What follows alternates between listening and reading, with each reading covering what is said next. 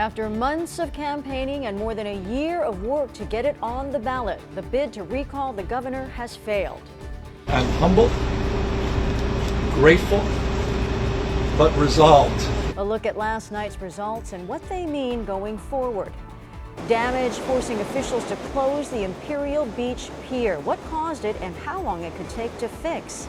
And a look at the new attraction coming to the South Bay. Big Bird and company preparing to bring Sesame Street to San Diego. ABC 10 News at 11 starts now. ABC 10 News at 11 starts now. Thanks so much for joining us, you guys. I'm Virginia Cha. Well, the dust is still settling. Final votes need to be counted, but after months of campaigning, Governor Newsom will remain in office. He walked away from yesterday's special election with a decisive victory. You can see right there the results of the first question, whether or not to recall the governor. 64% of voters saying no to that question. That is a decisive win. We're going to have a look at how these votes broke down in just a moment.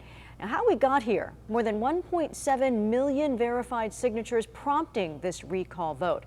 That petition gained traction amid closures and restrictions. But last night, Governor Newsom described the results as an endorsement of his administration's approach to the pandemic. No is not the only thing that was expressed tonight.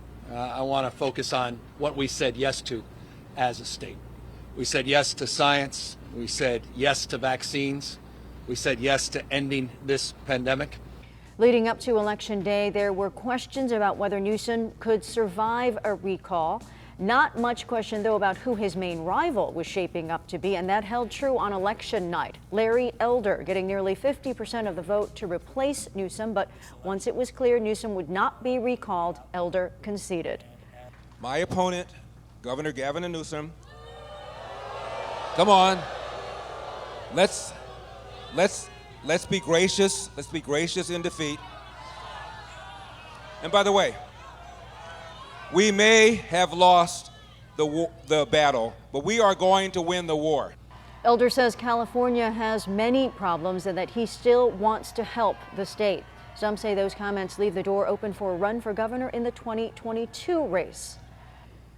I'm Jared Aarons in the ABC 10 News Live Center. We wanted to take an in-depth look at some of the numbers from last night and what they mean contextually. One thing we wanted to look at was the Democratic strategy to say vote no on the recall and then leave the rest of the ballot blank. So here's how it played out. You look at the numbers and there were about 9 million votes that have been counted so far, about 6 million no and 3.2 million that said yes. And when you look at that and then you look at these numbers, these are all the votes for all the individual candidates. You do some quick math, that's about 6 million, which means that there were around 3 million votes that had no one voted for the replacement candidate. So obviously people that voted yes put in a replacement candidate. So then you look at how many no votes were there. Again, about 6 million. And you think about 2 to 3 million that left that blank. That means that about half of the people who voted no followed that strategy and didn't put in a recall candidate to replace Gavin Newsom. We spoke to SDSU professor Stephen Gavin, who said that may be one of the reasons why the numbers that you see here, the percentages that all the candidates got, are so different from what the poll numbers were showing even just a few weeks ago. Elder's doing better, right, than many polls suggest among those who actually cast that second question. And so I think that difference largely is just how did pollsters accounted for the people who might end up not casting, right, that second question for a particular candidate. Another thing we wanted to look at, the state's continued shift to the left. Remember, it's been decades since a Republican has won a statewide office in California, and each election we see the votes for the Democratic candidate are getting higher and higher. Here's where it was in the 2021 recall, about 64% for essentially Gavin Newsom, the Democrat, and 36% against him. That compares as a little higher even than the 2020 election when Joe Biden only got 63.5% and Donald Trump got 34%. And then you go even further back, Newsom's last election, he only had 62% of the vote. John Cox got 36%, so even higher there was yesterday's election. And back in 2016, a little bit lower, 61.7% for the Democrat Hillary Clinton, 34% for Donald Trump. So we're seeing in each election, the Democrats are increasing their lead in California by about 0.5% or so. And it'll be interesting to see if that continues to play out in 2022. In the Live Center, Jared Aarons, ABC 10 News. Thank you, Jared. This morning, the White House also weighing in on the recall results. President Biden releasing a statement congratulating Governor Newsom. The president also saying, quote, "This vote is a resounding win for the approach that he and I share to beating the pandemic. Strong vaccine requirements, strong steps to reopen schools safely, and strong plans to distribute real medicines, not fake treatments to help those who get sick." President Biden was in the state, you remember, to campaign for the governor on Monday. Now, you can find live updates on the election results and more on yesterday's election on 10news.com. Well, the Imperial Beach Pier is closed right now due to some structural damage. A piling from the pier was seen floating in the water. ABC 10 News anchor Mary McKenzie is in IB live right now. Mary, I know you talked to the mayor of IB. What is he saying? Yeah, so the piling was spotted Monday evening. It's way out on the pier between lights 15 and 16. I tried to go out there to look myself and I didn't see anything. I did see some huge waves, however, that are coming in at the moment. It's almost low tide. It'll be low tide at 11:30, but there's still some massive surf and they think that's the culprit.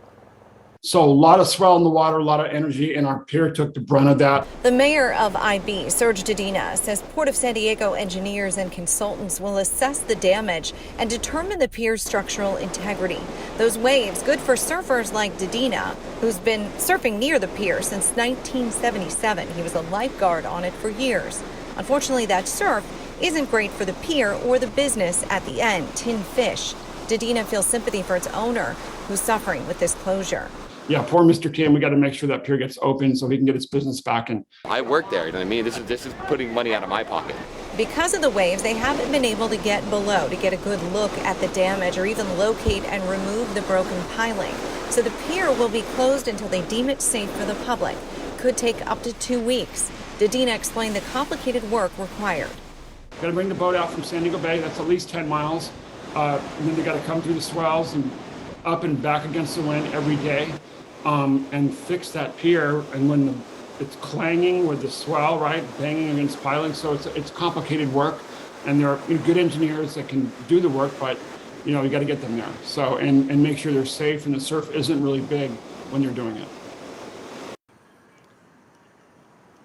So Dedina was telling me that, he has a long history with this pier, and they actually elevated this version of it when it was last rebuilt. But still, the ocean is powerful, of course, as we well know. So powerful that right now they're even holding the World Surf League Championship, the finals at Trestles up north. So that's how much this swell is making an impact. People here, we've seen some surfing, but they are advised to just be careful, even in the waters near the pier. Of course, the pier closed. The waters as well could be dangerous if there's floating debris or anything like that. We're reporting live in Imperial Beach.